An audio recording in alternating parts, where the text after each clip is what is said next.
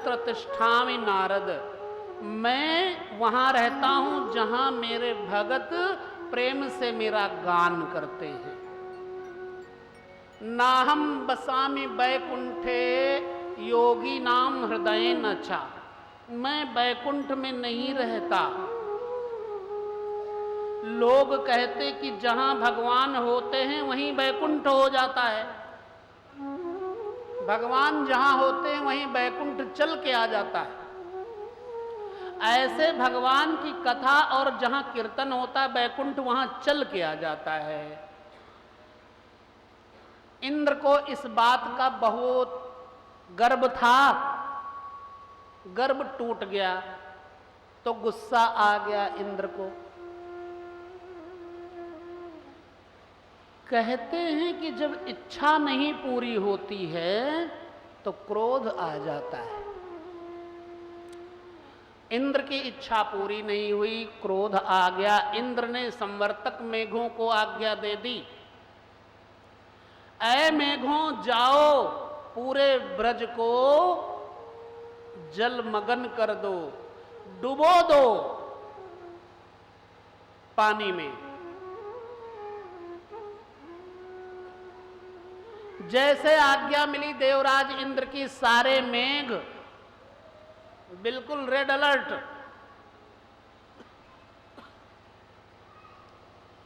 आए और मोटी मोटी धार बरसाने लग गए।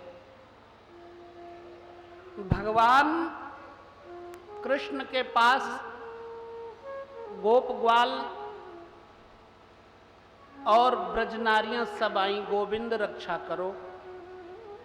लगता है इंद्र को गुस्सा आ गया और इंद्र अब छोड़ेंगे नहीं ब्रज को। सो इंद्र ने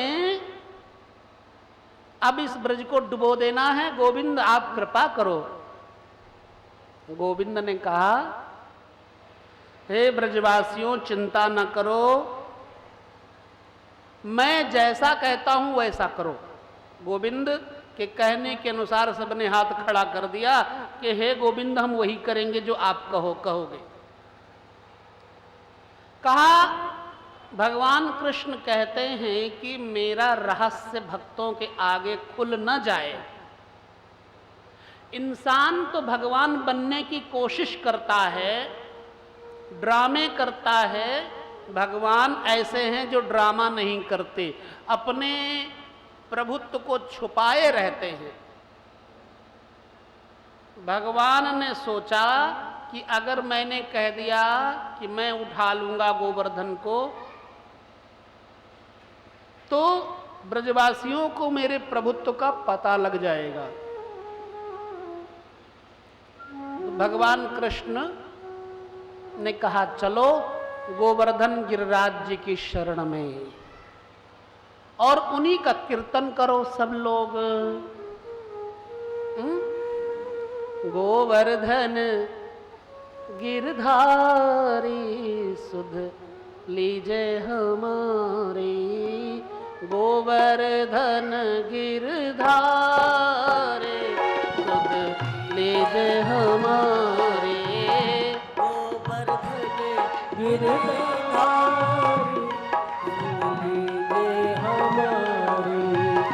लीजे हमारी सुध लीजे हमारी, लीजे हमारी सुन लीजे हमारी, गोवर्धन गिरधारे सुध लीजे हमारी, गोवर्धन गिरधारी सुध लीजे हमारी।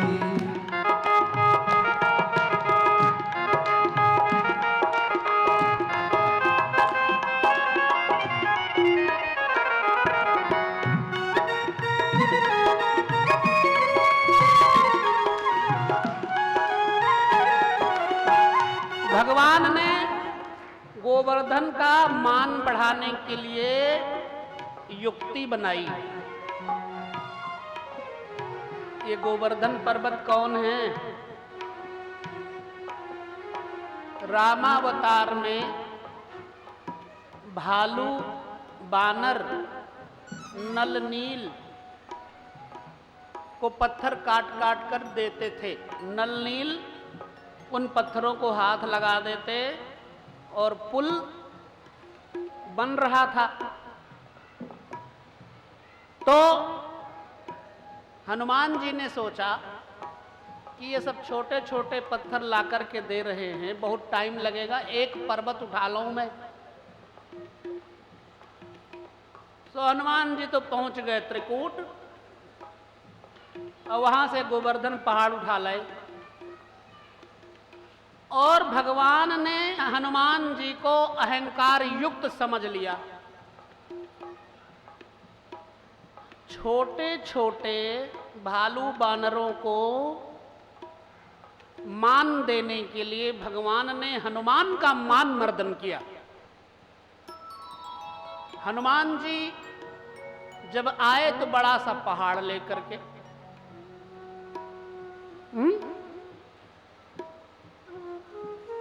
राम जी ने देखा हनुमान जी पत्थर पहाड़ लेकर आए, पूछा किस लिए? हनुमान जी ने कहा प्रभु हमने कहा एक बार ही सारे पत्थरों को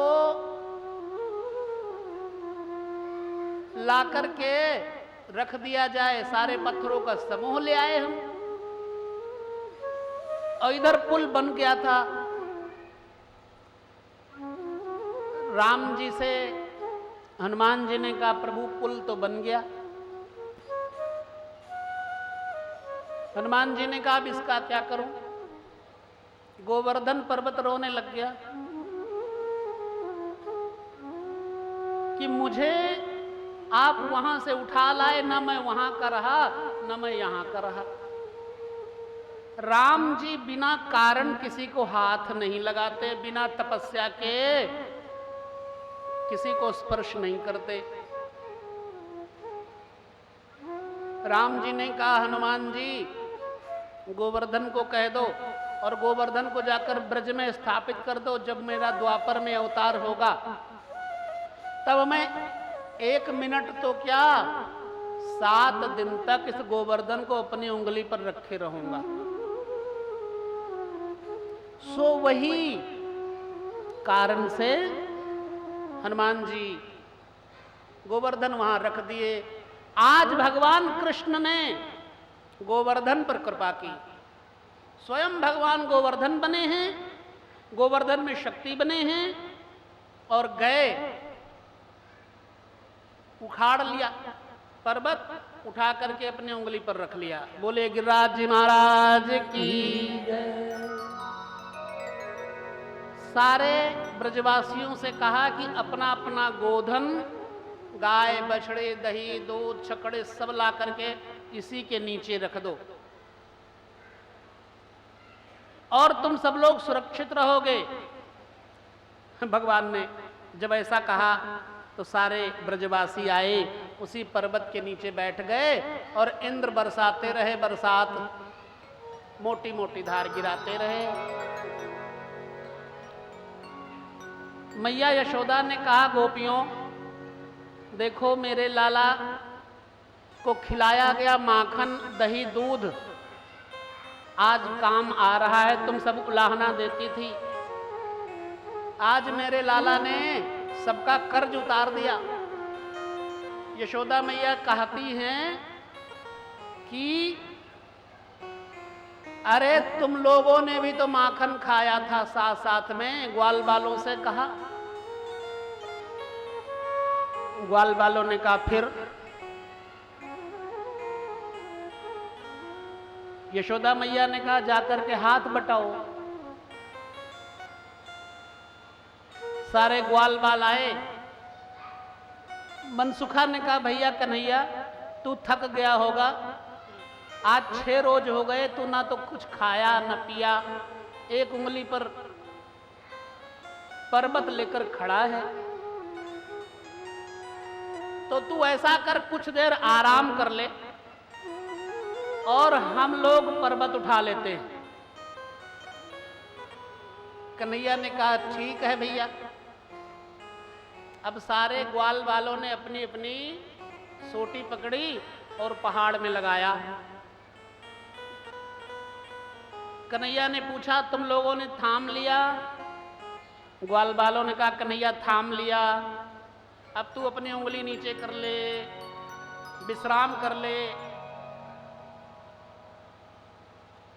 ठीक है, कन्हैया ने जैसे उंगली नीचे करने के सोचे, पर्वत नीचे आने लग गया।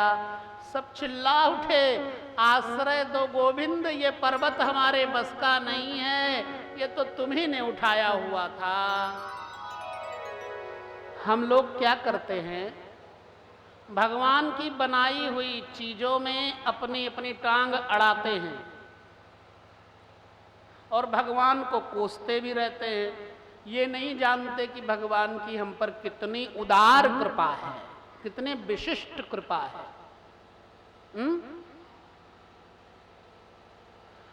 7 दिन तक जब बरसात होती रही तो इंद्र का घमंड चूर हो गया, क्योंकि ब्रजवासियों का बाल भी बांका नहीं हुआ। तो इंद्र आए कामधेनु को साथ लेकर के, ऐरावत पर चढ़ करके, और गए भगवान के चरणों में लौट करके दंडवत प्रणाम किया। हे प्रभु, विशुद्ध सत्वम तत्तव धाम शांतम, विशुद्ध सत्वम तव धाम शांतम, तपोमयम ध्वस्त रजस्तमस्कम, मायामयोऽयं गुणसंप्रवाहो, न विद्यते ते ग्रहणानुबंधः। प्रभु, हम देवता लोगों को बनाने वाले आप, और हमको घमंड हो गया, हम क्षमा चाहते हैं प्रभु, हमारी बुद्धि को शुद्ध करो। भगवान ने कहा, इंद्र, अहंकार रखने वाले देवी देवताओं का यही हाल होता है। अब अहंकार मत करना। इंद्र स्तुति करके चले गए। बोले वृंदावन बिहारी लाल की, गोवर्धन गिरिराज महाराज की। भगवान का नित्य स्मरण करते रहे इंद्र, अपनी भूल का पश्चाताप किया। तो कामधेनु ने कहा, प्रभु, हम आपका अभिषेक करना चाहती हैं। कामधेनु गाय ने भगवान का अभिषेक किया। बोले गौ माता की। इसके उपरांत फिर चर्चा आती है नंद जी की। चर्चा है कार्तिक शुक्ल पक्ष की एकादशी, 5 दिन की होती है ना, जो अभी निकल के गई है। इसको देव शयनी अर्थात हरि शयनी एकादशी बोलते हैं।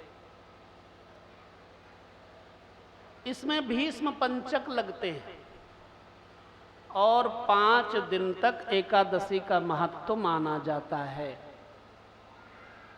जो लोग साल भर एकादशी नहीं रख सकते, उनके लिए ये 5 एकादशियां बनी हैं, वो ये रख सकते हैं। एकादशी में चावल नहीं खाना चाहिए। द्वादशी में चावल का दान करके तब खाना चाहिए।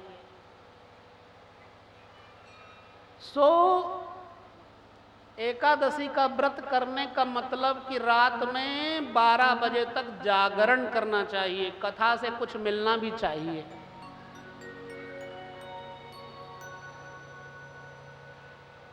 जागरण करने का नियम है, नाम संकीर्तन करते हुए सबने जाकर के जागरण किया।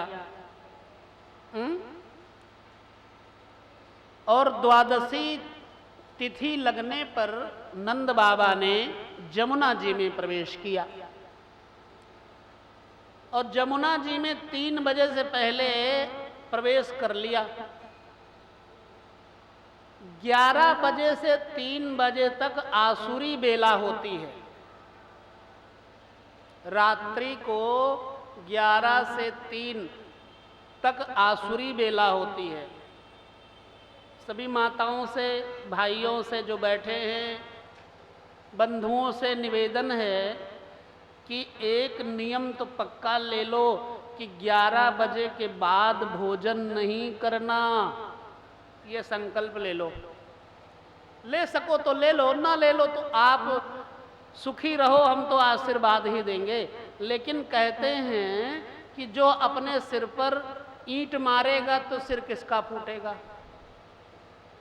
जो अपने सिर पे मारेगा उसी का फूटेगा। आपकी मर्जी है, चाहे 1 बजे खाओ, मुझे कोई लेना देना नहीं। नियम ये है, आप हरिद्वार चले जाओ। हरिद्वार के आश्रमों में संध्या होती है, 3-4 बजे से संध्या मानी जाती है और वहाँ महात्मा लोग नाम मंत्र जपने लगते हैं। कोई गायत्री जपता है, कोई गुरु दीक्षा लेकर के मंत्र जपता है गंगा किनारे।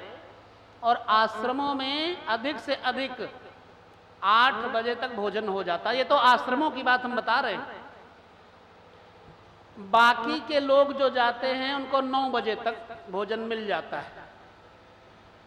9 बजे के बाद वीवीआईपी लोग, जैसे हमारे पंजाब के कुछ प्रसिद्ध शहरों के लोग जाते हैं, तो उनको खाना मिल जाता है कि बेचारे भूखे ना सोएं, क्योंकि मार्ग में गाड़ी मोटर ट्रैफिक के कारण लेट हो जाती है, इसलिए उनको भोजन दे दिया जाता है।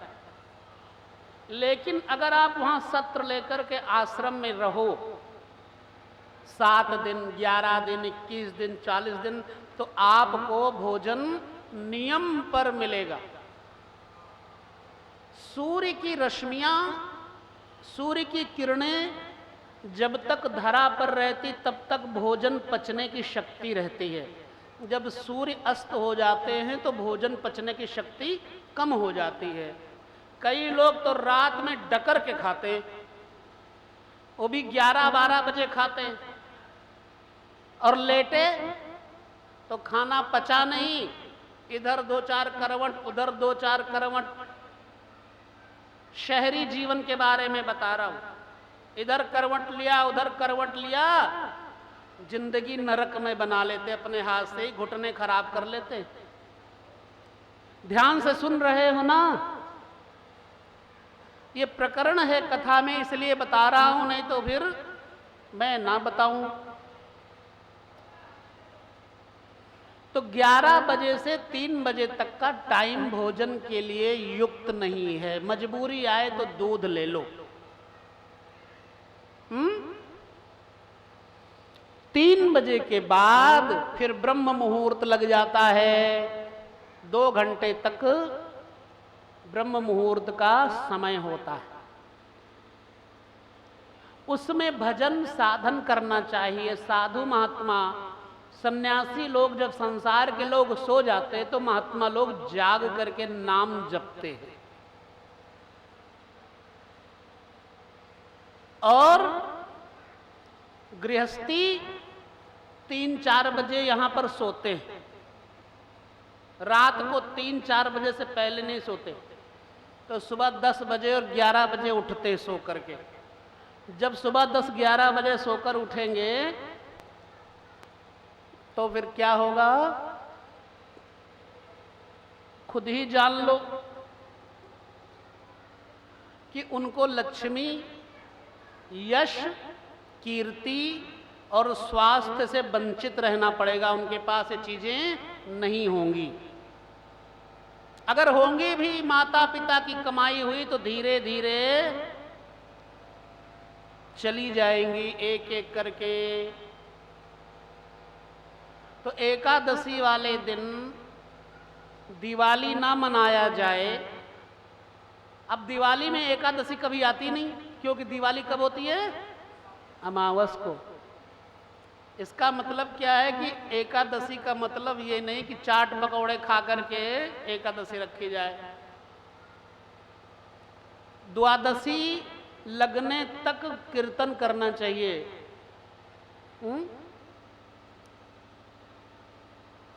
तो ब्रजवासी नंद बाबा यमुना के किनारे लेटे और ब्रह्म मुहूर्त से पहले ही यमुना जल में घुस गए नहाने के लिए। तो वरुण के सेवक आए और नंद बाबा को पकड़कर ले गए। बोले कृष्ण कन्हैया लाल की। भगवान कृष्ण को बड़ी चिंता हुई। चिंता क्यों करें? कृष्ण ने जाकर के वरुण लोक से अपने पिता को छुड़ाया और वरुण जी ने कहा कि हे गोविंद, आपके दर्शन हमको इसी बहाने लिखे थे, मिल गए। देवता लोग भगवान का दर्शन नहीं पाते। देवता लोग भगवान का दर्शन नहीं पाते, चाहे आप रामायण उठा लो चाहे भागवत उठा लो। वो जाकर के प्रार्थना करते हैं, जय जय सुरनायक जन सुखदायक प्रणत पाल भगवंता, गोद जिहितकारी जय असुरारी, सिंधु सुता प्रिय कंता, पालन सुरधरनी अद्भुत करनी, मरम न जाने कोई। कहने का तात्पर्य कि भगवान को देवी देवता भी नहीं जानते तो साधारण मनुष्य की पहुंच कैसे हो सकती है?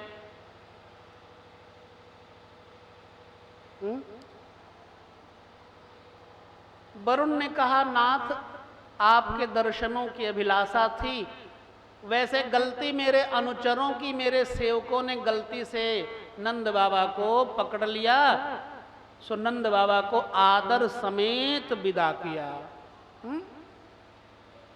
तदुपरांत कथा आ जाती है सुंदर रास प्रसंग।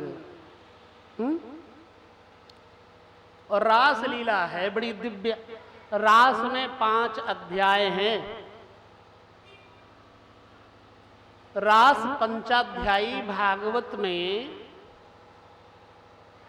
5 प्राण कहे जाते हैं। उसके लिए जीव का शुद्ध होना बहुत जरूरी है। ऐसे ये भागवत सबको रास नहीं बता सकती और रास का पता नहीं लग पाता।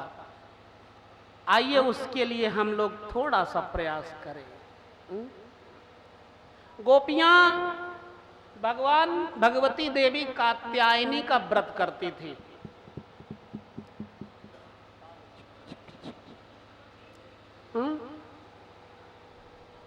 और व्रत में मांगती क्या थी? भगवान को